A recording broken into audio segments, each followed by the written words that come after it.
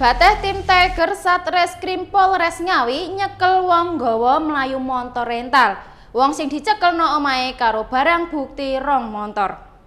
Wong sing gelapno montor rental sing dicekel tim Tiger Satreskrim Polres Ngawi iki jenenge Agung Nugroho, 30 tahun, wong Desa Ngale, Kecamatan Paron, Kabupaten Ngawi sing dicekelno omahe.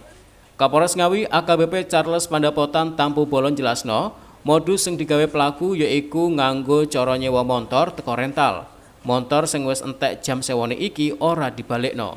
Karo pelaku montor rental kuwi tibake wis digadekno nok wong liya. Petugas akhire iso ngerti panggon montor kuwi terus didadekno barang bukti. Barang bukti sing diamano yaiku siji montor Kalia rupa putih nopol AD 2802 karo montor tepak nopol AE 9573 KC. Kanggo mempertanggungjawabkan kelakuane, pelaku kejiret pasal 387 KUHP ambek 372 tentang pencurian sing ancaman hukumane 4 tahun penjara. Ita Wahyu, JTV.